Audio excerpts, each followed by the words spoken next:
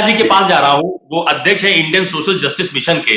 कर्मवीर आजाद जी, आप तो यूपी की पॉलिटिक्स को बहुत नजदीक से देखते और समझते भी हैं।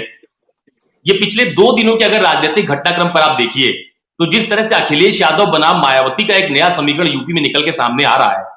हालांकि वो कह रहे हैं कि उनकी बीजेपी से नजदीकी ज्यादा है, बहन जी कह रही है कि उनकी बीजेपी से नजदीकी ज्यादा है।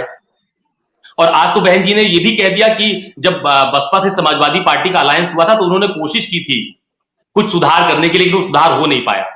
तो ये जो राजनीतिक घटनाक्रम लगातार बन और बिगड़ रहे हैं, इसको कैसे देख रहे हैं यूपी के परिप्रेक्ष्य में आप, और खासतौर से मायावती के लिए आप, कर्मवीर जी? ये बताना चाहता हूं अशोक भाई आपको कि जैसे अभी देखिए आरोप प्रत्यारोप का जो दौर चल रहा है ये चलता रहेगा। ये तो राजनीतिक गलियारों में अमूमन होता रहता है।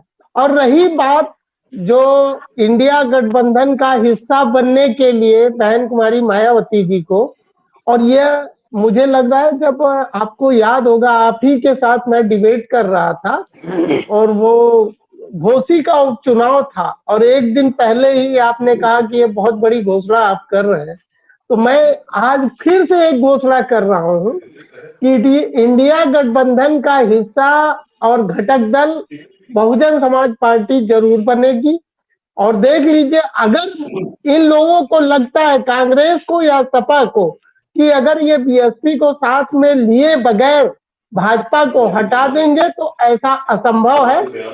और नो डाउट आप आज की डेट में नोट कर लीजिए, समाजवादी पार्टी, कांग्रेस और आरएलडी और जितने भी ये 28 घटक दल हैं, आज बहुजन समाज पार्टी की आवश्यकता है 13 पॉइंट कुछ % वोट बैंक उत्तर प्रदेश के साथ साथ मध्य प्रदेश, राजस्थान और कई कई राज्यों में बहुजन समाज पार्टी के पास में वोट बैंक है। और अगर वाकई में भारतीय जनता पार्टी का मुकाबला करना है तो बीएसपी को साथ में लेना ही पड़ेगा।